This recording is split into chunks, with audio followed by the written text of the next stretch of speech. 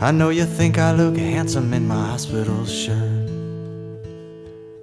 I got this tube in my arm, but I swear it don't hurt.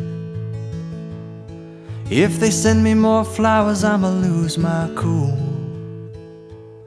I may be bone real skinny, but I ain't no fool. That's fine.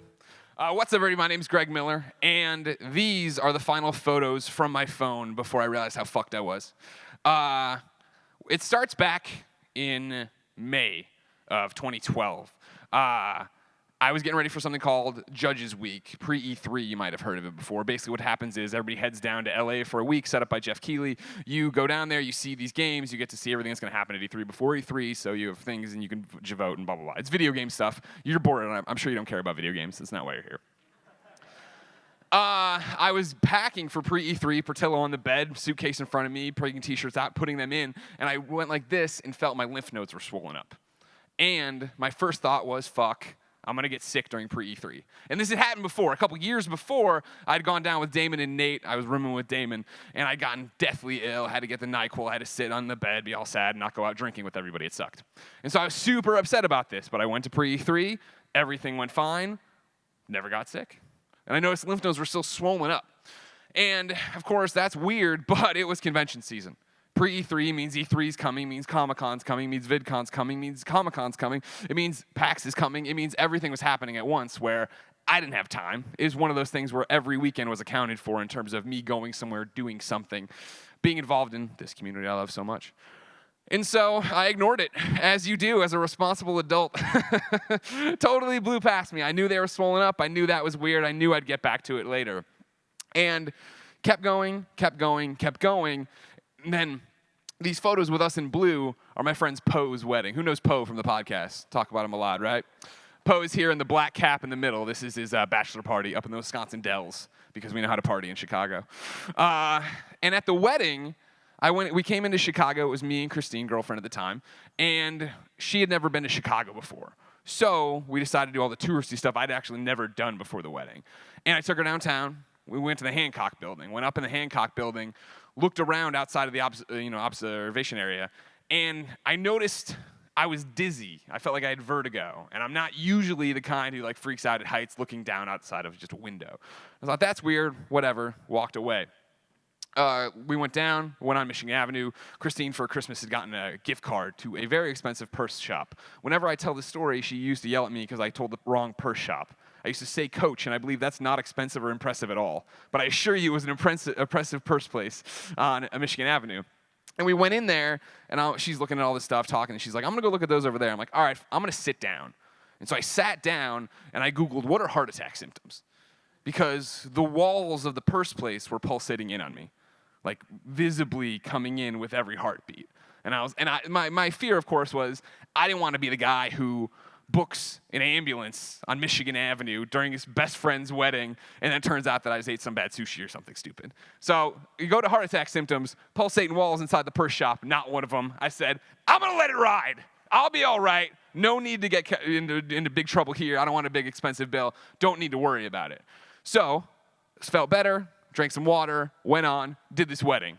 You can see us here in these amazing blue tuxes, right here, and this blue stuff here. And yes, I did buy this, and I was like, I'll justify the laser pointer, and there it is. These blue things we're wearing. And it was going fine. Everything's great. It was a reunion. I hadn't seen a lot of these friends since high school, some since college. And one of them, my friend Noonan, who I talk about on the podcast a lot too, he's a doctor at the time, just in medical school. But at the reception for Poe's wedding, which is about 30 more of these Bud Lights later, I was sitting there talking to him, and I was like, oh, yeah, and I finally opened up to someone that, hey, yeah, the walls of the place were pulsating, and I've had this swollen thing. He's like, really? He's like, that's not normal. And I'm like, I know. It's helpful. A doctor says that. And he said, well, stand up, and I'll give you a check right now. So I stood up, and we're drunk as hell at this wedding. People had already jumped in the pool in these same outfits. And he did the thing where he rubs them, and he looks at them, and, he's still in school, and he's just like, well, yeah, that's not normal. I would get it looked at. I'm not going to say what I think it would or anything like that. But and as he's going through this, trying to be like, you very much need to go to a doctor, one of the other groomsmen's girlfriends walked behind us and goes, what's going on? And I'm like, oh, I got these lumps on my neck, and he's rubbing it down. I'm worried, I don't know what it's going to be. And she goes, that sounds like Hodgkin's lymphoma. That's the one you want. And walked away. And that was the first time I had heard of Hodgkin's lymphoma. I thought, maybe I have it. So instead, what I did is left Chicago, came back, went right back to work at IGN, but booked the doctor's appointment to go in there and get this checked out, see what exactly is happening with me. And as I'm sure many of you have had this exact same story, you go to the doctor, you've already jumped to the conclusion it's cancer. You go there and you're like, this is the worst thing, this is the end, da-da-da-da. I hadn't done that. I was going in there totally prepared for it to be, yep, it's going to be nothing. He's going to tell me I'm stupid, get out of the room, don't waste my time, yada, yada, yada. And I had gone in there for a separate thing, a little skin rash or whatever, like a patch of dry skin that I was way more worried about than the neck thing and the walls. And so I went in there, and that was chief concern number one. Hey, on my inner thigh, dry skin patch, what's up with that? And he's like, it's a dry skin patch. Here's this steroid cream. I'm like, thanks. He's like, what's the other thing? And he wasn't like tired, he wasn't angry, and he's like, what's the other thing? I'm like, oh, I got these lumps on my neck. And I was like, also, I got this one on my collarbone I've noticed. He's like, all right, whatever. Stands up and does one of these where he puts his hands on, and he's like, and like literally as he gets to the back of the ear where the lymph nodes are swollen up, his eyes go wide. And that's not what you want to see a doctor do, especially when they're right here. Eyes go wide, and motherfucker, this guy is interested now. He is all over he's like, okay, how long have you had these, and what's happening? Well, and he's like, and what was the other thing? And I'm like, oh, the collarbone. And he comes down, he does this sweep, and right here on my collarbone, right above, my right side, there was a lump that had come over the collarbone and down. And you could move it and wiggle it, and it was gross to think about. But Greg Miller's just like, no big deal. Rash on the leg, though. This is where we got to fucking focus. And the doctor's like, oh, and still way lit up, way too excited about all this, and walked over, opened a drawer, came back with a little ruler, put it there, measured it, more questions about how long this had been there, what was going on, all these different things. And I'm like, he's too interested. This isn't good. And he goes, all right, hold on 1 second. And he left the room, and he came back in, and he's like, yeah, I'm not ready to say what any of this is, but these are abnormal. We need to get you in for MRI. Somebody needs to look at this. We need to figure out what's going on for it. And I'm like, okay, talking to him, blah, blah, blah. And I'm assuming most of you are Americans. I know, one not yet, but we're working on it. The medical system here tends to move slow. I've had, when I'll talk about them later, cancer scares since then, where, oh my God, I panic because now everything's fucking cancer. You know what I mean? Portillo sneezes, and I'm like, am I sick? And I was like, okay, whatever. When is this happening? Is it next week? This is happening on a Friday, if memory serves me right. And he's like, no, we're going to get you in quicker than that. And at that same point, the nurse walks in with a Post-it note, and she hands me the note and says, you have an MRI in an hour and a half. And I went, fuck, oh no, what is happening? You know what I mean? And so then it all began downhill from there. Not downhill, but this is a photo I've never shared. I took it at that doctor's office before I left. They drew blood to start running things. And I took it thinking I'd tweet it out. It'd be funny about it. I'd have a tweet, look at this, I'm getting blood drawn. And then I was like, well, on the off chance this gets serious, let's not cause a public hysteria or whatever. And so then the next stop was this MRI thing. And the MRI, man, that's when you really know. This is when the story comes together of like how bad things are.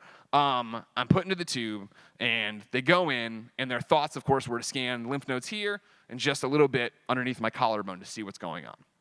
I go in there, they're really nice tech. I'm laid out. I go in. He's like, this is only going to take 10 minutes, 15 minutes. Don't sweat it. I'm like, all right, no problem. Thanks, man. Like a copier, right? And I'm in there getting bombarded with whatever an MRI does. I didn't look it up. And it suddenly ends, but I don't come out. I just sit in there. Everything's off. Nothing's happening, but I'm sitting inside this tube like this. And I'm like, okay. About 5 minutes go by. 5 turns into 7. And I'm like, finally he comes over the radio. I was like, hey, man, nothing's wrong. Don't worry.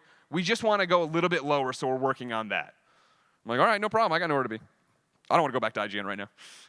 And I'm in there, and then he comes back on another 7-10 minutes later, and he's like, all right, so what's happening is we want to go lower. We want to go lower on you. We want to scan more of your body, but we can't do that because we can't do that unless we get authorization from your doctor or the resident on staff or whatever. He's like, we've called and paged both of those guys. And I'm like, oh, yeah, well, they just do that for every casual occurrence, so this is looking good.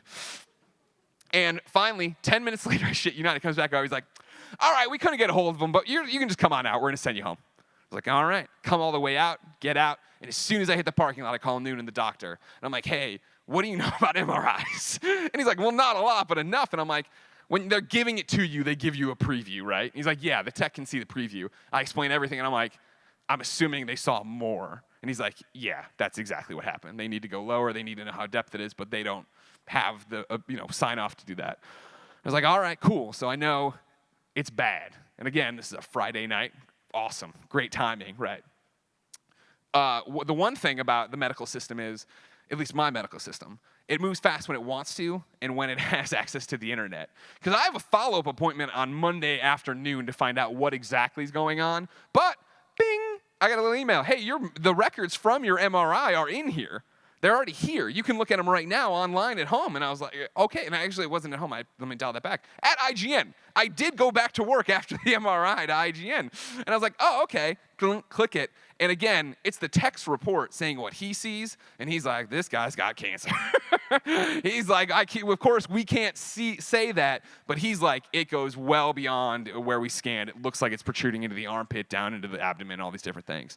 And this is the first time, and maybe the only time in the diagnosis thing where I get choked up.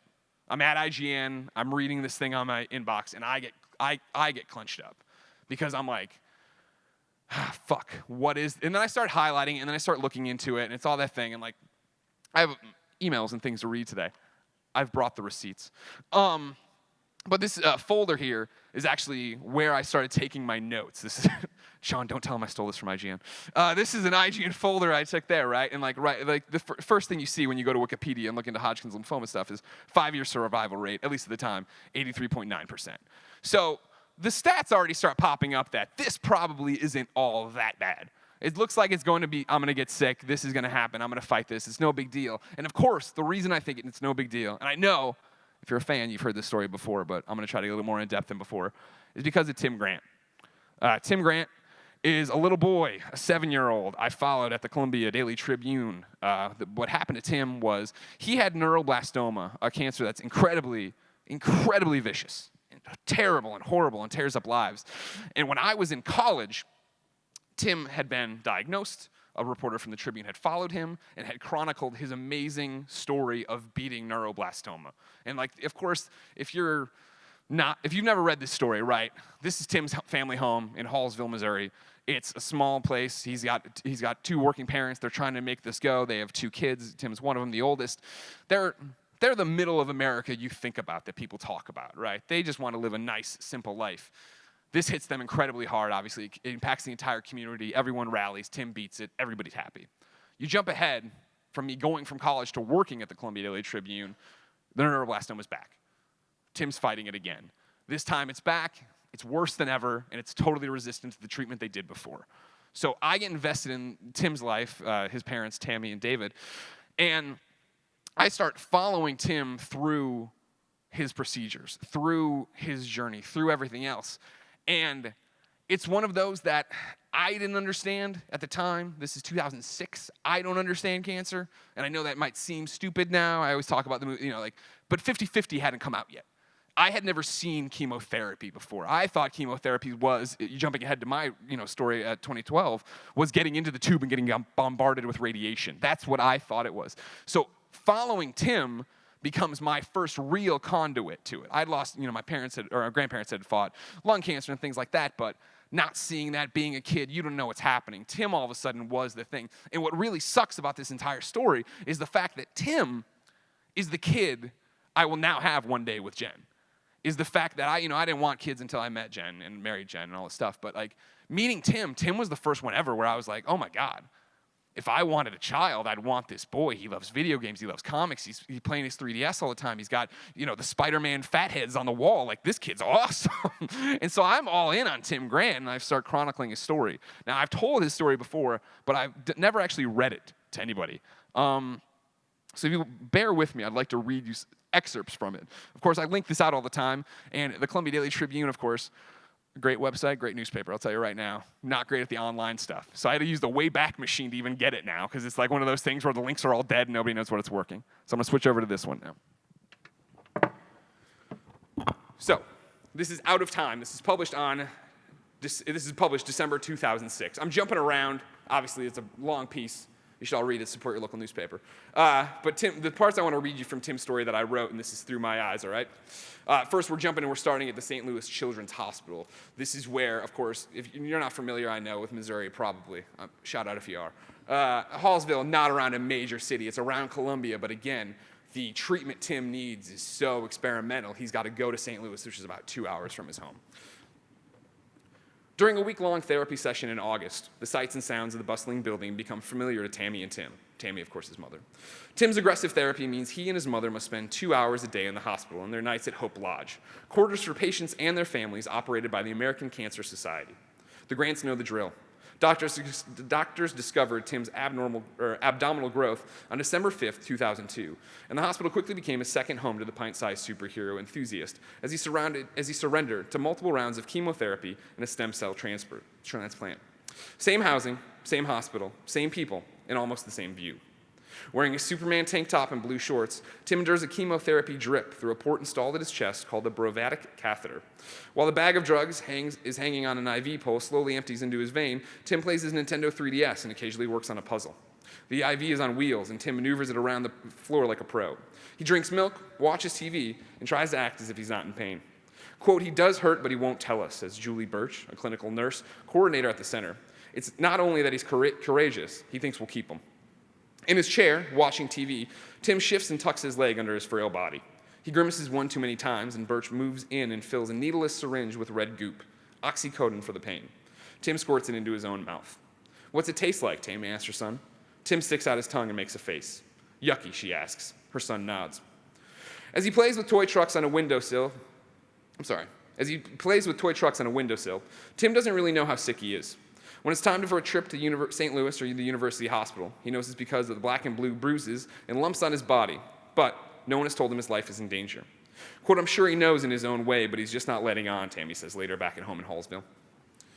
We're jumping ahead now a little bit. They've been going on, getting their treatment throughout here. We've been talking to everybody, and now they're playing life, Tammy and Tim.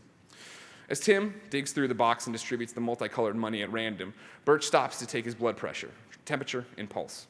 The vitals check is repeated every 15 minutes during Tim's daily sessions of chemotherapy. A thermometer under his arm, clip on his finger, and tubes running into his chest. Tim tries to stay pleasant, but it's hard. Tammy says grumpiness comes as a side effect of the pain medication. "I can do it, Mom," Tim snaps as he pulls life cards from his mom's hand and fidgets with the devices fastened to his body. "Are we done yet?" "No, another minute," Tammy says about the underarm thermometer. "Mom, I want to move this arm," Tim pleads with a tone most children use to beg for candy. Every time he loses his cool, Tammy says okay and softly strokes his head. She knows he's uncomfortable, in pain, and on his last chance. So do the nurses. "I think he's courageous," Birch says. Jumping forward now. We're at Tim's 7th birthday party. This is in a park in Hallsville. Everyone, his family members, his teachers are all there. I think first grade teacher's there. She's dressed as Cinderella. She's got fairy dust. And I don't want to blow your minds or anything. This is where I meet Spider-Man. So it's pretty dope. As his grandfather pushes the wheelchair down the park's winding path shortly after noon, Tim sinks low in his seat. With a little nudging and fairy dust from his teacher, the timid youngster crawls out of his chair and onto the big wheel four-wheeler. He motors forward through the throng of people, and the crowd explodes with cheers. Initially shy, Tim eventually warms up to the gathering. He shoots folks with a bubble gun, munches on cookies, and tempts his friends with the big wheel. "Tim, can we have a turn?" a boy in a red cap asks. "Tim, are you going to share?" "It's too fast for you guys," Tim says as he grins, gunning the four-wheeler to stay in front of the mass of children following him. For a moment, Tim's just another boy roaming in the park with his friends on a sunny Saturday, but neuroblastoma hangs in the attendees' minds. When the Grants return from Disney World on September 12th, they will head to the Children's Hospital the next day to see whether or not the experimental chemotherapy worked. Quote, "We're all hoping and praying that it will be the miracle drug that will cure neuroblastoma," his teacher says, and begins to cry. I went too far. No. There would be no miracle for Tim Grant. On Sunday, October 8th, Tim told his mother he loved her and crawled into bed. He woke up at 4 a.m. in extreme pain. He wasn't supposed to go this fast. With Tim off chemotherapy, hospice service had started the week before, and Tammy and David met with the funeral director for the first time Thursday. They thought they would have him till Christmas with their son. "His little heart was just beating for all it was worth," David said. "I was pretty sure he wouldn't be with us much longer," Tammy said. Around 9:45 a.m., with a Bible at his bedside and his family and pastor gathered in the bedroom, Tim died. Now, I don't tell you this story.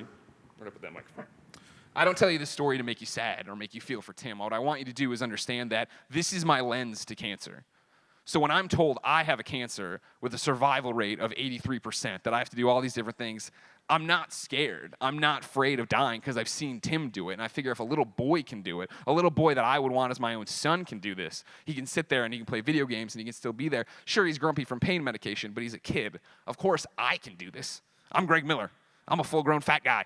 I can handle this. This isn't going to hurt me. And it sucks that the biggest problem I have with Tim's story and when I tell it is the fact that, and it's incredibly selfish, is the fact that he never got to know me, that I never got to talk to him. The problem is that I followed Tim for 3 months, and I follow him very much like this without the suit coat. I follow him, I'm shadowing his parents, I have a little reporter's notebook, and I'm just writing constantly what's happening. But I rarely ever talk directly to Tim. I'm a stranger to Tim. And I actually went to my mentor, Jim Robertson at the Columbia Daily Tribune. He was talking to him about this, and he's like, you need to just take a day off and go there and just be with Tim and play video games and do anything he wants to do, but not take notes and not do this and be yourself because you're a huge dork just like him. And I'm like, thank you, Chief.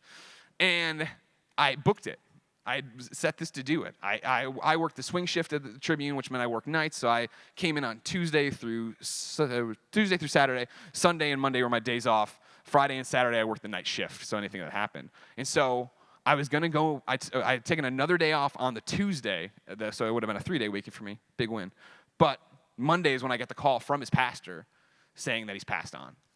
And so when I get told I have cancer, I've seen Tim get chemotherapy. I've seen him go through all this. I'm sure that I can take it, and so I'm ready for it. If I'm being 100% honest, I'm a little excited for it. It's a stupid thing to do. I know that I'll be able to get through it. I know I'll have cool stories and podcasts for years. I'm pretty stoked about that part of it. But more than anything, it's just another thing I need to do. I get that I need to do this. And I'm also like, cool, I get to go get chemotherapy for 4 hours every other Friday, and I get to play Vita. I'm just going to get to sit there and get trophies and not feel guilty about not working at IGN. It's going to be great. Because I'm a workaholic at this point in my life. This is one of the things the cancer gives me is a little bit of taste of what actually matters and when you can stop and when you don't have to work all the time and stuff like that. I digress. We'll get to that later. I have cancer. I know I have cancer. I meet with the doctor. We're into a litany of things, bone marrow test, all these different chats. But it's finally decided it's Hodgkin's lymphoma, stage 2. Great survival rate, chemotherapy every other week, no big deal. I start telling everybody. I call my family, of course, mom and dad. Don't take it well, of course, as you'd expect. I call my father, many of you know number 1 crane operator, Greg Miller. Call number 1 crane operator, Greg Miller, and me and my dad are close. We love each other, don't get me wrong, but we're not like, hey, let's have an in-depth conversation, let's do this. So I naively think that I'm going to be able to tell him I have cancer and it won't be a big deal. And I met with, hey, Dad, call him. And again, heads up too, I don't call anybody. So the fact that I'm calling you, I believe it was on a Tuesday night, you know something immediately is wrong. There's out of the blue call for me is not good. And I call my dad, hey, blah, blah, blah. And I just do the thing of, yeah, so I have something to tell you, I have cancer. And it's dead quiet on the phone, and I do not expect this in any way, shape, or form. So I meet them, but it's not bad. It's Hodgkin's lymphoma. It's stage 2. The guy from Dexter, which is a show I know you don't even know exists, had it. He's fine. I'll be fine. Don't worry. Tim Grant, this, blah, blah, blah, blah. But he recovers, and it's fine, and we have a conversation about it. And, of course, he wants to come, and I won't hear of it. Nobody's going to come be with me for this at all. Call my mom. I do the horrible thing here. Whenever you have bad news to tell your parents, don't do what I do, which is I call her. I'm like, all right, you're not allowed to get upset. And then I immediately walked it back, though. I'm like, you know what? I'm sorry. Do whatever you got to do. I have cancer. She bursts into tears. That starts happening, blah, blah. But then, as levity to myself, while I wait for pizza, I begin calling my closest friends. And you might say, how do you break the news to your closest friends? Well, if you're Greg Miller, you make them guess. Because it is every one of them. Like, why are you calling me right now? I'm like, why do you think? And they'd all, you're getting married again. No, try again. You left IGN? No. Terminal illness? I'm like, you're pretty close. Not a good way to do it either, but I do it. And then the next day, I go to IGN and I tell the world. I'd walked the day before. Breaking Bad, very big. This is a period piece, sorry. The day before I had walked around, told Steve Butts, Casey Lynch, Tal Blevins, the heads of IGN. I told Mike Drucker, I told Brian Altano, I told Nick Scarpino, my Up at Noon compatriot. Colin obviously knew, Steimer obviously knew from the get-go. They had been along for the ride and were better strap in because it was going to get worse. So they're all part of this, and everybody knows. And then I go and, we have an IGN all hands meeting right before I publish this blog where I get up, and it's very weird because even when I get up to ad-lib something, even when I get up just to shoot the shit, I always say that, you could kick in my door tomorrow and have a camera, and I'd be like, what's up, everybody? And I'd get right up and be into mode. I don't know how to break this to people, especially IGN, so I do it. Some people cry. There's an awkward silence around as I finish. I'm just like, well, that's that. And there's this awkward silence while some people cry and try to stifle their tears. And Brian Altano just goes, well, hug them, damn it. And everyone lines up to give me hugs, which is really weird because people only do that when they leave IGN. And Mike Pereira, at the time, Database, now at Nintendo, when he hugs me, says, don't ever scare me like that again. I thought you were leaving. So I put up the blog. I'm all set. I'm super naive. I'm ready to do this. I'm ready to go. And to my surprise, again, 2012, I expected you guys to be awesome. I talk about it in the blog that, you're going to take this harder than I take it, most likely. I've come to terms with this. I only got choked up once. I'm ready for this fight and yada, yada, yada. But to my surprise, outside of you, people start talking about me outside of this in the video game industry. I did not know Steven from Kotaku, Steven Totillo, obviously. But this pops up on Kotaku, which I know doesn't sound crazy now, because everybody goes and podcasts with I think Patrick Klepek works at every place in the business at this point. But back then, we didn't talk to each other like this. There wasn't this camaraderie. There wasn't this open thing. I didn't know Steven. I didn't think about him. I didn't know that he would care. I didn't know Kotaku would care. I didn't know that Justin McElroy, who I'd never met before, but started popping up in the Oreoration comments, would tweet at me and say nice things. I don't want you to lose your fucking minds, but there was a positive NeoGAF thread about me. All right? And I'll tell you right now, that is not something you see for an IGN editor. And so I swell with this. I'm ready to go. I'm like, okay, let's do this. Like, I'm ready. It's this. And my blog is all about hey, I just don't want you to think I'm slacking off when you don't see me on more content. And so I start chemotherapy. Give me 5 minutes. I'm going to call her first and blog on her. Okay. Hey, what's this lung cancer for? Oh, hi. Didn't see you come in there. I'm the internet's Greg Miller, and it's a pleasure to see you. I was playing PlayStation Vita, as I often do.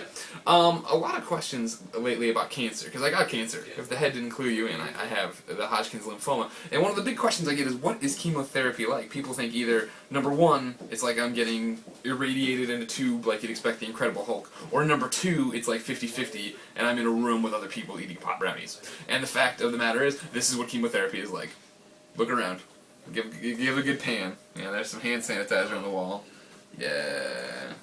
There's a bunch of stuffs in here that they use to plug in my... But anyways, I mean, the basics is that I come in here every 2 weeks for my kind of chemotherapy, I guess. And I sit in this chair, which is very comfortable, and I get something shoved into my arm. And for 4 hours, I sit here and play PlayStation Vita and earn trophies in my constant quest to beat Colin Moriarty at trophies. But that's it. That's chemotherapy. That's the thing. If something bad happens, I ring the bell. But we don't want to ring the bell. We hope we never have to ring the bell when we're here. So, thanks for your support. Now you know what chemotherapy looks like. Not something to be frightened of. Go have a conversational day. After this video publishes, I never watch it again. And I didn't watch it until I was getting this presentation ready. I hate this video. This video is a lie. I lied to you all. I don't know why. I think it was just to protect you. I consider you friends, obviously. We'll get to that. I think it was to protect my family who wasn't there, who wanted to be there. I think it was to protect myself in something. I think, it's weird, collaborating all this, bringing it all together, right? The article with Tim. He drinks milk, watches TV, and tries to act as if he's not in pain. He does hurt. This is the quote again from Julie. He does hurt, but he won't tell us. This is not chemotherapy. This is chemotherapy. Every time it's different. Every time it's worse. Not 100% true, but stick with me. I hate it. This is not my first chemotherapy. We're out of thing. My first chemotherapy, again, I go in there, guys, and I'm like, I fucking got this. Oh, man, a Friday afternoon off, and I don't have to feel guilty about it. I'm going to get to play games. I don't have to feel guilty about it. I'm just going to sit here, and they're going to pump things into me, and it'll be fine. I walk in, and it's supposed to be 4 hours. And you go in there, you get put in this room. You can see it's still the same room from the other one. And you sit in the chair, and they come in, and they start going at it. And this is my first time, right? So I've done the bone marrow treatments. I've done all the blood tests. I've done all this other work. I go in there this time, and they put the saline, bag on me, the IV drip into my arm. Nurse comes in and out, doctors coming in and out. They're explaining the cocktail I'll get. They're very big on these cocktails for chemotherapy, the BVZ, DDA, whatever the fuck it all is. I don't know. I don't care. Just get the cancer out of me, right? This is all moving too quickly for me to keep up with anyway. And they put the IV in, they come in, they give me a prick with a thing. I go, ow. Like, oh, that hurt? I'm like, yeah, what are you doing? They're like, oh, we're testing, 1 in a million people is allergic to this thing, so we got to test everybody. I'm like, all right, whatever, no big deal. There's things dripping over here. Christine's over here getting settled on I'm sitting in the chemotherapy chair. She's on like that exam table with like the paper, and she's got her computer out because she's working. I mean, to Christine Steimer's credit, as she will come up a million times in this, she has started her job with PlayStation literally the week before all of this happened. So then she had to march back into her boss's office and be like, hey, I'm going to take every other Friday off to be with him to do this. I say, don't fucking do that. You have a job. I'll ride the bus. I'm like, I will ride the bus to chemotherapy. And she's like, I don't know much about cancer, but you're a fucking moron. You are not riding the bus to chemotherapy. And I'm like, fine, whatever. You'll see. It'll be fine. Cut back to the room. Nurse leaves. We haven't even started chemotherapy. I'm sitting there. I'm talking. Or she's talking to me, actually, and blah, blah, blah, blah. And as I point out in this video, there's a bell to ring if there's trouble. You don't ever want to ring the bell. I've rung the bell again. I'm lying to you in this video. I just don't want to scare you, my parents, whoever else, maybe myself. I'm sitting here. Christine's talking, and then just out of the fucking blue, left side of my body, dead. Nothing. It's gone. It's numb. It's dead. I don't know what's happening. I swing up with my arm. I have no control over it now because there's a limp noodle, and I slam it on the bell. And Christine goes, "What's wrong?" And I look at her and I go, "I can't. What's wrong?" It's Bell's palsy. It's paralysis. I am dead on this side of my body. I can't move this side of my mouth. I'm like, the left side of my body is dead right now. The left side of my body. She's like, okay. Panic starts to fill. Like the nurse runs in. Why are you ringing the bell this early? Nothing's happened. And I'm like, I can't feel the left side of my face. She's like, I'll go get the doctor. She runs out. Christine's like, just keep talking to me. What's happening? What is going on? And I'm like, I can't feel the left side of my face and then our body. And I look at her and I go, and your mouth is tinfoil. And she goes, what do you mean? And I'm like, your mouth is tinfoil. Again, through garbled half talk. Doctor bursts in the room. He's like, what's going on? Can't feel the left side of my face. Her mouth is tin. And I look at him like, your mouths are tinfoil too. And he goes, you're having an allergic reaction to the medication we've given you already. Don't worry. It's going to be okay. Blah. They're running around doing more tests, trying to figure everything else out. But as this happens, the tinfoil I'm talking about, imagine looking at me, anybody else, and it's a triangle where their mouth should be, but it's tinfoil, crumpled up, vibrating, moving. It's making like prism colors. It's making rainbow colors. And as I'm talking to them and they're doing it, it starts to expand. It fills my entire vision. All I can see at the end of this are people's eyes. Nothing else. I see 3 sets of eyes, Christine, the doctor, and the nurse. And I'm like, what the fuck? What is going on? But that's all there is. That's all I can see. And I'm panicking. I'm like grabbing at the thing on my arm, like ripping it out. And they're like, no. That's not what's making you sick. You are part of the 1 in a million people that we pricked on your arm with the smallest amount of bleomycin, as a form of chemotherapy. And guess what? You've won the lottery. You are allergic to it. And I'm like, fuck. So it's supposed to be a 4-hour treatment. We're already pushing way deep on this, and we haven't started. I have to sit there with the IV drip for an additional 30 to 45 to flush this out while they figure out the next chemotherapy drug that can replace it to do this. Finally, it's flushed. I still have a halo ring, but I can see again. That's up. I'm fine with that. And they come in. They start giving the chemotherapies. Okay, great. Bag drip. I'm fine with it. Another bag. Great. At one point, the doctor comes in with this chemotherapy drug. I don't remember its name, but he comes in. He looks like he's about to do surgery on a fucking alien from Aliens. He's got the face guard, the like fucking Ghostbuster gloves, and like a thing. And I'm like, what the hell? And he's like, don't panic. It's just that if this one gets on your skin or clothes, it'll eat through it. No, sure, I won't panic at all. Don't sweat it, doc. Thanks for telling me. I'm not going to tell you every chemotherapy. Literally 4 or 5 sessions later, it does pop out and go all over my shirt. And he looks at me like, it's not gonna do that. I'm like, what do you mean? You told me it's gonna eat through my clothes. Fucking, that shirt was dead. Never got that J. Crew money back. But this goes on, blah. I get out of there 2 hours late. And this is the gut check moment, right? Of like, whoa, I didn't see this coming. Christine and I ride home in silence in the car. She drops me at the house. She's like, I'm gonna go get food to cook. I'll be back. She goes, I come upstairs. And I walk into the bedroom, and then I go to turn the corner and walk down my very little hallway to the bathroom I had in the master suite. And as I enter into the hallway, I lose it. It's the first time I cry about cancer. And I drop because not because of what I've been through or pain I'm in at the moment. It's the fact that, holy shit, did I not understand what Tim Grant was doing.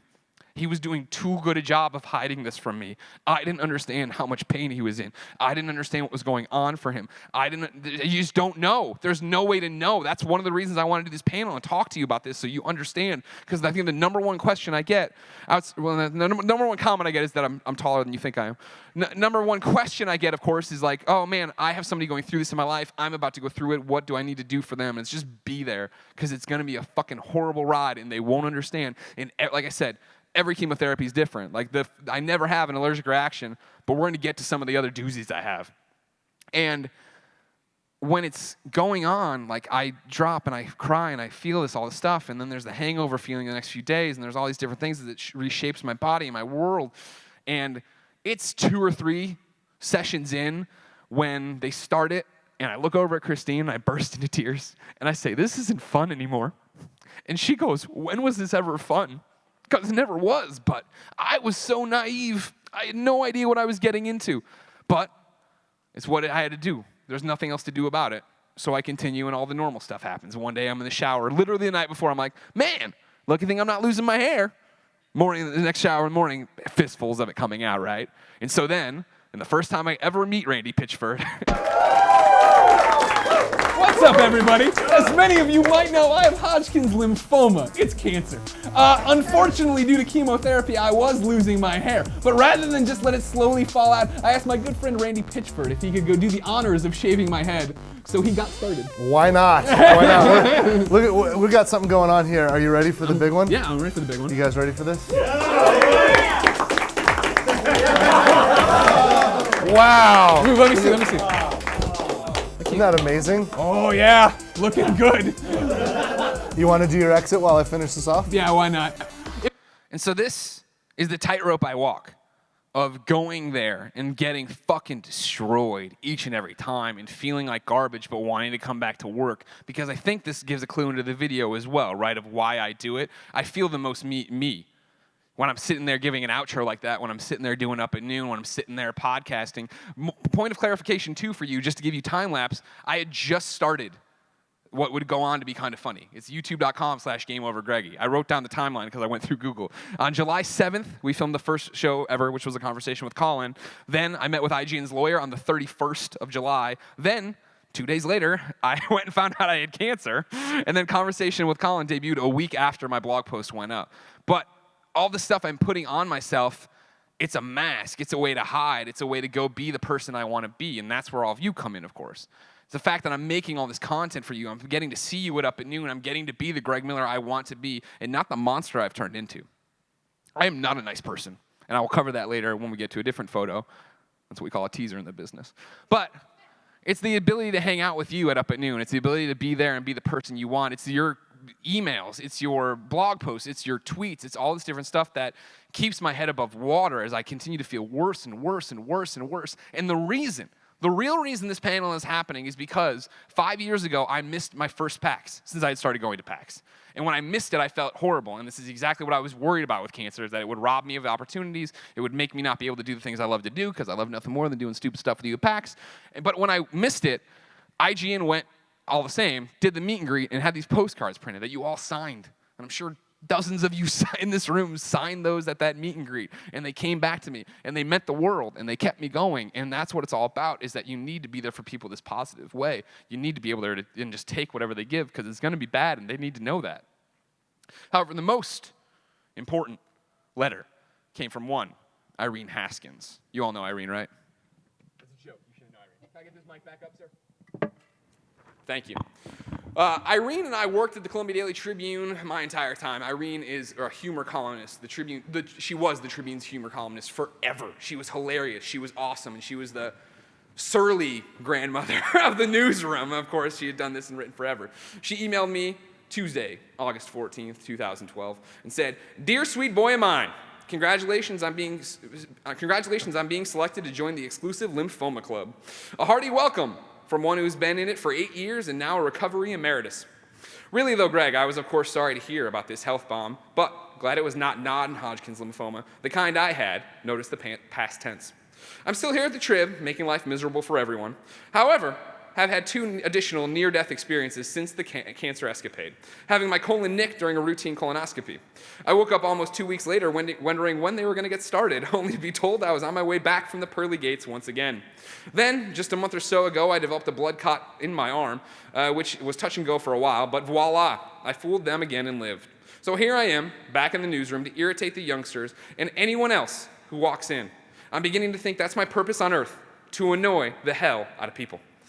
Strange that when I got your news, I was looking at a photo of you on my pod divider. We call them pods, little office dividers, gazing lovingly at me while I was serenading you during my fundraiser at Grand Cru. Remember that? You're still my favorite protege, and know you'll beat this. If an old crow like me, 85 in 3 months, can keep going and working, working, that's funny. A youngster like you should breeze through it. When I do finally retire, I hope I get to see you at my going away party and we can hug and smooch and all that crap and congratulate each other on being the big C, which I'm sure you'll do too. Hey, if an old crow like me can do it, a young whippersnapper like you can too. In the meantime, I'll keep looking at your pic. Not only the Grand Cru one, but the one of you and I out in the hall in our Santa and Sugar Plum Fairy outfits, getting ready to surprise all the good little boys and girls in the newsroom. Jim keeps a big one on his office wall. Those were our happy days, sweet boy. And I know there will be many more ahead for both of us. Irene. A month later, we lost Irene. And of course, that's sad to begin with. However, in the similar vein of PAX, it was another robbery of me. I woke up on a Friday, a chemotherapy Friday. No hair, angry. Went to the kitchen table to work before I went actually to get the chemotherapy. Opened Twitter, and in there was a mention from a guy I never worked with at the Tribune, but works there now, that it was just, Greg, I need to talk to you, Irene's dead. And I couldn't process it. I couldn't understand what he meant. I just talked to her. And she had beaten so many things, like, if she was gonna die, it would be spectacular, obviously. That's the only way she would want it. But it wasn't. She slipped, hit her head, went in, passed away. And so I get all this information, and it's like, well, guess what, motherfuckers? Fuck chemotherapy. I'm flying back to Columbia. I'm doing all this stuff. I'm going to the funeral. I'm going to the wake. I'm going to be a part of this with my family. And, of course, Christine's like, the fuck you are. You are not allowed to do that. You cannot do that. It's not going to happen, blah, blah, blah. And so I'm an emotional wreck, go to chemotherapy that day, get into the chair, sit down, and the woman comes in, the nurse, to give me my thing, and she dives into my arm, digs around with the needle, can't find the vein. Comes in the other arm, digs around with the needle, can't feel the vein. Goes the hand, no vein. Goes the other hand, no vein. Brings somebody else in, they do it all over again, can't do it. They're just digging with this needle under your skin. And they leave, I turn to Christine and burst into like uncontrollable tears, more about this than the pain I'm in from the needles or whatever. Doctor and nurse walk back in, they're like, whoa, is it that bad? I'm like, no, it's this, and I want to go do that. And they're like, well, if you remember when you came here, we said, do you want a port? And you said, what's a port? And they explained at the time, a port is a thing you put in your chest, like Tim had, right? Tim's actually in his belly for journalistic integrity. But for me, it would be in my chest, which would be a direct line right to my heart for all the chemotherapy. No more need to go into my veins or do any more needles. And at the time, they said this, but I was on schedule for a 6-month treatment. So I was like, well, that seems like a lot of work to go put a port in if my veins are going to work. They just left out the part that sometimes chemotherapy shrinks your veins, and you can never, ever get another needle in there, and it hurts real bad. I would have thought it through. From now on, if this ever happens to you or someone, I recommend the port. Saves time. But since I don't have a port, they need to schedule the port. I can't get the chemotherapy that weekend, and I get to go home and say goodbye to Irene. And for me personally, and I'm not pushing any agendas, but whenever you hear me talk on GOG, Game Over Greggy Show, about God, G-O-D, this is one of those things I'm talking about, where I find it interesting that there's just so many coincidences, but okay. I go there, I say goodbye, I come home, and then I have my first real surgery of this. Cancer, of course, pretty simple for the most part. You know what I mean? Okay, I go in there and I get this, and I do this, and I go home. But this is the one where I have to do the whole hairnet, go all these different things, and then they give me this jazz to come in and shave me. And you know how hairy I am. I'm very shirtless all the time, so you can see it there. Fun to point out, this is where the port is. This is where they tried to install the port the first time, and they're like, yeah, you know what, we'll go to the other side too. So just give me matching things. The scar's over here for the most part, though.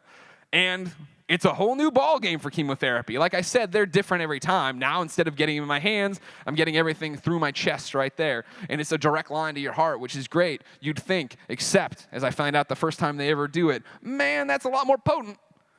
I never get sick from chemotherapy in all the things leading up to the port. The first time they give me the port, as soon as it's over, I'm into the bathroom and laying on the ground. And then, like, when we leave, I have to ask them for a trash bag because I don't think I'm going to be able to hold it together on the ride home, which is only 10 minutes. Not bad at all. But the port works. I'm continuing my treatment that way, and that becomes my life. There's work. There's cancer. There's work. There's cancer. There's work. And there's cancer. And it's the juxtaposition of these photos that I think made it pretty clear to me what was happening. Like I said, I haven't reflected on this. So many times people ask me, oh, how's your health? I'm like, oh, fine. What? Oh, right, the cancer thing. I had cancer. We don't talk all that often. We see each other at trade shows. For me, it's a different life. It's an alternate timeline. It doesn't even feel like it was 5 years ago. It feels like it never happened. It's like I always talk about with retconning, right? You know how much a comic book fan I am. There's always parts of Superman that stay the same. All right, he'll have glasses. He's Clark. Same way with me. Like, well, he'll have glasses. He has a wiener dog. He's married. Nah, he's divorced. All right, he's this. Nah, he's this. Oh, we like this Jen girl. He's married to this Jen girl. You know what I mean? Like, my world's getting reset all the time, I feel like. And this is one of those things that goes. But I don't think about it. I don't dwell on it. And to see me perform, to see me talk to you, like I always say, even right now, I'm the Greg Miller I always want to fucking be, right? I am here. I am happy. I am talking to you. I'm performing. I'm having a great time. But then there's a reality that this is me. This is the Greg Miller of this time period when he's not on camera. The sunglasses are on because lights hurt my eyes. At IGN, I work with sunglasses on all the time. The hood is up because this is not a muni. Don't fucking talk to me. I don't want to have any interaction with a human being of any kind. And it's just miserable all the time when I'm not faking it and performing on Up at Noon, performing on Podcast Beyond, performing on Oration, Conversation with Colin, whatever. This is how I feel. I'm a seething ball of rage. I'm miserable all the time. I never feel right. Food doesn't taste right, which is hilarious that I started a show where I review cookies during this time period. But food doesn't taste right, and you don't get enjoyment out of anything. And like, I'm so, like, there was times where, I always talk about it. One of the first times Colin came out when this was all going on, he was like, hey, what's going on with the boxes? Because I had boxes I needed to break down. And I fucking exploded. I was like, fuck you, man. Blah. And then I burst into tears. And he was like, all right, see you later. And I didn't mean to get involved here. And it's the same thing, too, of like, I'm at work and Casey Lynch, who's my fucking boss, comes over and he's like, hey, what about this? And I'm like, don't fucking.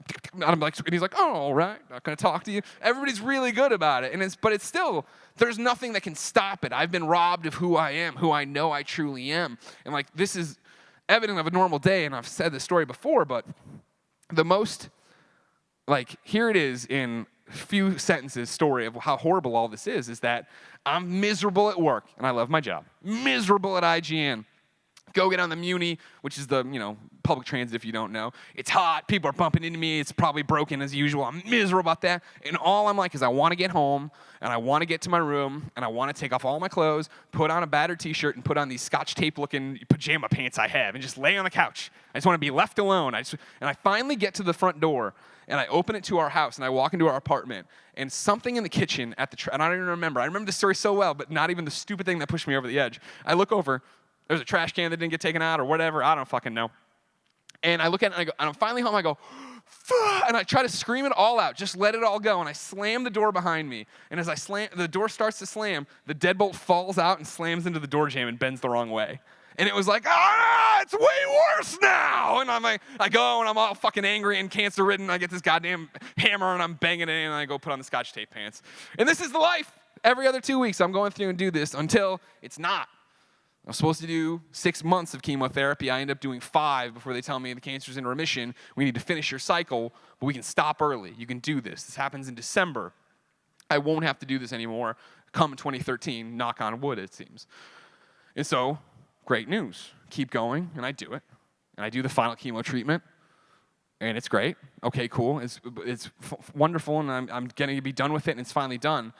The end capper here for the cancer thing is that this is doubling back to making you remember the fact of where I was like, I'll fucking ride the bus, Christine Steimer. I don't need your help. she, of course, was there every step of the way with this, dealing with me when I was at my worst. You know what I mean? Like, she saw me behind closed doors in a way nobody else would, obviously, and this is what it's so hard to impart on anybody about cancer. She went back. I did the final treatment. She was with me, and then she's like, I'm going to go back for Christmas. My family's doing a thing. Are you okay with that? Like, I'd like to do this. I'm like, of course, go. I'm done. This is it. I'm final. I'm at the finish line. Go. And it was the first time I was ever alone in the house after chemo. Like, no Colin, no her. I think Colin went back to whatever, and no Mike Mitchell. And it was like, fuck, this sucks. This is so bad. So it's just a heads up. Like, one of the things to take away from this panel is be there for people. Like, it's so hard in the moment to understand how much support she gave me, how much support Colin gave me, how much support Mike Mitchell gave me, how much support friends gave me. But in that one thing where I was like, I'm done, I've crossed the finish line, to sit there and just be like, oh no, this is way worse than I thought. But it ended. That was that. 2013 began. My hair started growing back. I could drink beer again. I started going to conventions again. Started having fun again with Jim Riley, of course. And then, of course, Nolan North comes by for Up at Noon. But the main thing is, I start transitioning back into real life. And as I said before in this panel, I start forgetting everything that happened. It starts to become a more and more distant memory. And so there's always this weird thing that happens when somebody talks to me about the cancer. And that they say is like, well, what did you learn from it? Like, what was your big takeaway from it? And I always felt like, wow, what a weird question that is. I never felt like my life was threatened, right? Like, I feel like Tim put it in perspective for me in terms of like, I didn't know it was going to suck, but it sucked real bad. But it wasn't like I walked away being like, you know what? Bananas aren't that bad. Like, it wasn't like there was no giant takeaway, no life-changing reaffirmment for her. So I thought. But coming up on this panel, I thought more and more and more about my story in a way I've never thought about it before. And so, last weekend, coming back from Las Vegas, I watched a little movie in my preferred, way on a little Virgin America screen. It was called The Fault in Our Stars. Now, see, that's the thing. People, you know of this movie, hopefully at least, right? That these two people have battled cancer, are battling cancer, and like they fall in love, and it's their like young adult story of all that stuff happening. And it sounds like, man, what a bummer. I took so much out of this movie that had that's missing. You've missed the mark, and I get why you would. Not again that I've faced the cancer as severe as theirs, but I get why that would be the takeaway for somebody who hopefully hasn't heard this story, that hopefully doesn't understand something about this. What I love about this is that both characters, right? They understand how precious every day is. They know it's about to end. They know to live for the moment. They know to do the crazy thing. They know to do, let's do this, let's do that, let's try that, let's go out there. And I'm not saying I didn't know that before cancer, but I think there's a pretty clear divide. And granted, maybe it's getting older, maybe it's whatever, but there's a pretty clear divide in who I was in 2012 versus who I was starting in 2013. Like, I turn a corner. And I think part of it's the perspective about what work is, but part of the perspective is also just like, fuck it, right? Like, you need to be able to move. Tonight's award goes to, for Trending Gamer, Greg Miller.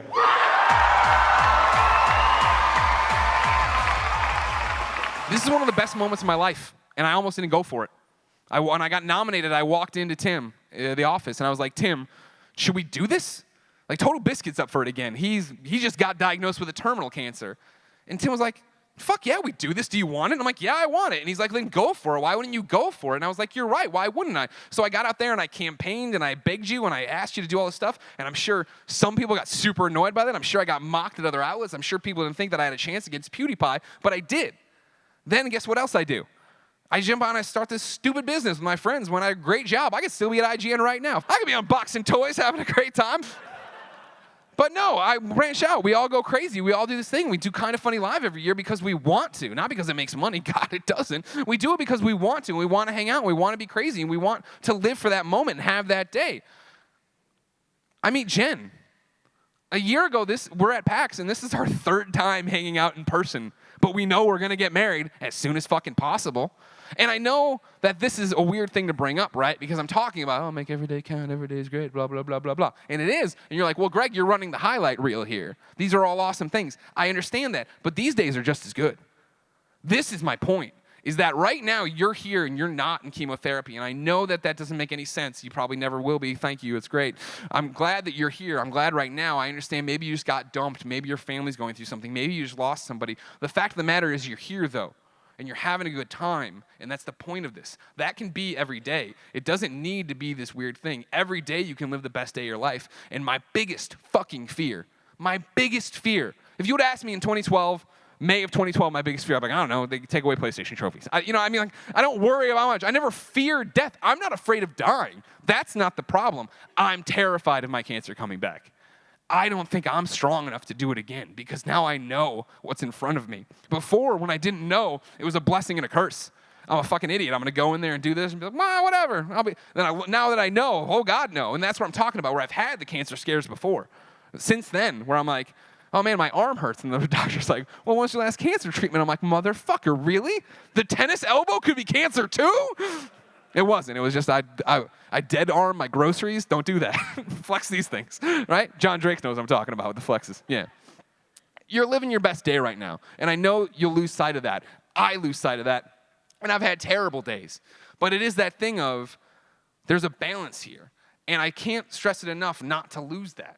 We are all lucky enough to be here. We are all lucky enough to be with each other. And when we go home, we're lucky enough to have ways to talk to each other and things to play and things to do. And the problem with this being a great day and this being one of the best days of your life is the fact that tomorrow it can change. It'll happen without you knowing it's coming. And when it does, there's nothing you can fucking do about it. So right now, you gotta carpe diem. And I know this is so Tony Robbins cliche bullshit or whatever, but it's the truth. The one thing you have to take away from this is that you are living your best day ever, so you gotta fucking go out there and get it. I'm Greg Miller, and this is my story.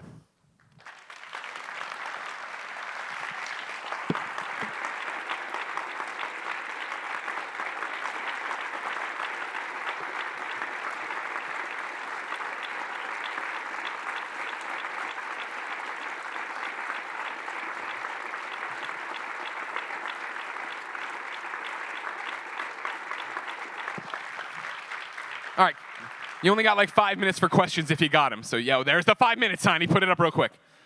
So, do we have a microphone? Here, come up here and then line up whoever takes this, and there you go. You got to put more pep in your step, man. Come on. There we go. And he's doing a funny walk. So, there's not really a question, but just kind of a comment. My special needs uncle, around the same time, ended up developing cancer. And, sorry. It's okay. Sitting through the chemo with him and helping him after things was, one side of the story. That was, it wasn't me. I wasn't, in any danger. Yeah. But with his mental state, he wasn't really able to tell us. So, he just soldiered through it and he ended up living, but it came back in 2012. Brain cancer. It had metastasized and gone to his brain. Lived through that, but when you told this story,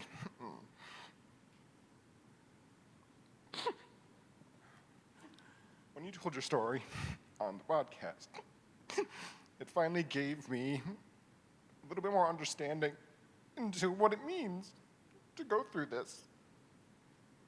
And I never truly knew just any bit until then, and it really made me kind of realize what he went through and wasn't able to really express that. And you sharing that, those, very intimate moments, you said the scariest moments of your life really helped me kind of better empathize. I just wanted to thank you for No problem.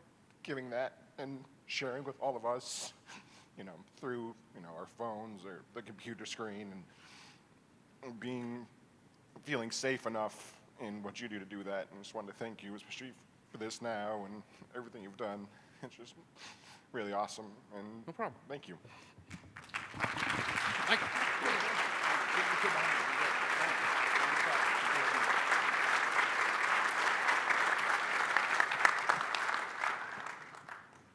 I also just kind of wanted to thank you a little bit too, because my little brother, he didn't have cancer, but he had a autoimmunodeficiency disorder, and I had to watch him put needles in his stomach about every Thursday for about a good 2 years, and I never really understood what it was like for him, and I had to watch him just lay on a bed with lumps on his stomach, and it was just I didn't understand what was going on, and I didn't understand just how much pain he was in either. And listening to hear what you were going on, like, I have a lot more respect for him now, and I'm proud of him. And because I only understood it just a little bit, because a common cold could have killed him at any time, and he trooped through it. And now that I know what it was like for him, holy shit! So, thank you. No, thank you. Thank you. I mean, that's the point of this. You know, somebody, of course, was surprised. Somebody on the internet was mean about me doing this panel, and it's totally like, whoa, at least Greg Miller's going to use his own cancer to get more famous or whatever. And that's not the point, obviously. The point is the fact that it's questions and conversations I have all the time where people want to hear about it, and it's more for the fact of one day, with this equipped, hopefully you one day understand more what's happening to somebody who's going through something like this. Yeah. So. Cool. Thank you. Thank you.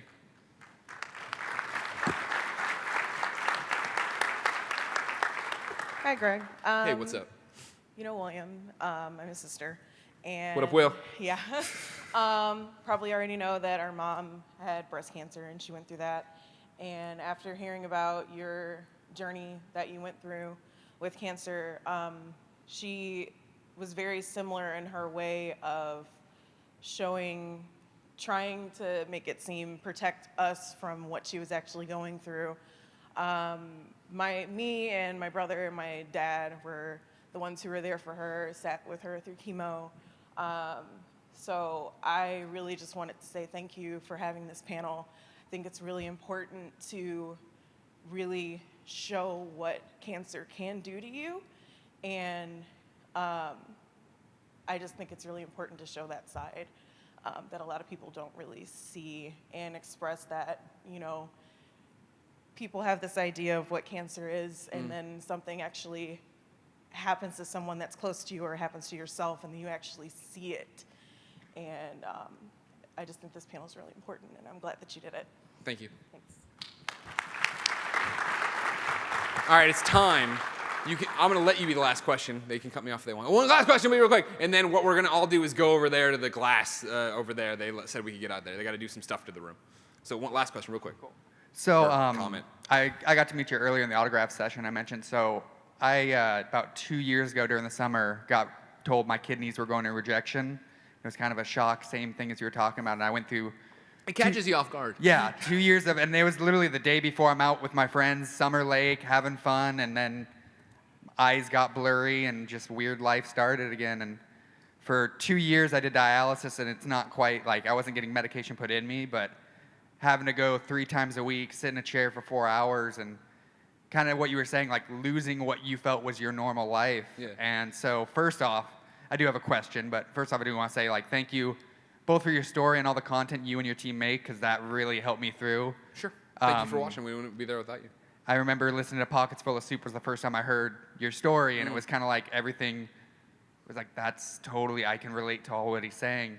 My question was, if you could go into a little more just what was it like right after trying to get back to normal life, like not having that split personality of like, leave me alone. Sure. And, you know. It didn't go away. I didn't come back the same person. Okay. That's the worst part about it, is the fact that I have a lot of anger, a lot of rage. I'm way too, and it's better than it was, obviously, right after the fact. But I kept that quick temper. I flip a switch sometimes, and I just can't stop. And so it's awful, and it's, you know, just a side effect of everything you went through. And I'm better about it, but it's still that thing where the smallest thing will bend me out of shape. Jen knows. She sees it happen all the time, and I don't. Hopefully, it doesn't seem as dramatic as it does to me, but it is that I'm angry about this and I'm seething about this, and it's like I gotta just calm down and get away from it. But that wasn't there beforehand. You know what I mean? Before the cancer, before the treatment, that wasn't part of it. But I never got away from that, and so it sucks that I have to admit that. But I know it's a problem, and I try to conquer it, and I try to do it. But I feel like there's more of a darker tint to me maybe than there should be, and I don't like that, so I always fight that and keep that going. But going back to being normal, like, or whatever, normal life, it's that thing where it catches me off guard all the time, where it's like, to be clear, I didn't even bring this up, right? The bleomycin test site, still a bruise. I don't know if it'll ever go away. So it's that weird thing, I'll be brushing your teeth and looking like, oh, right. Or I'll watch a YouTube video of me, and I'll go in the comments, and somebody's like, why has that guy got cum in his hair? And I was like, oh, right, the white spot. I never think of the white spot. The white spot didn't exist until I started doing this, and all the white blood cells in my head decided to attack something there and killed all the color in my hair there. And it's the same way where I'll do this, and I'll look down and oh, there's the scar. Like, I don't think about it in that way. Like I said, there was no big takeaways on the surface. It was that I actually had to think about it. Okay, cool. Thank you. Cool. Thank you all. So let's all go to the glass so we don't get in trouble.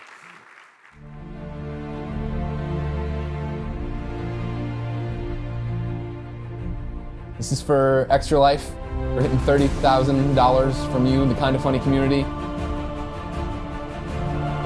Oh my God! Congratulations. Round of applause. Very quietly because people are still sleeping in the house.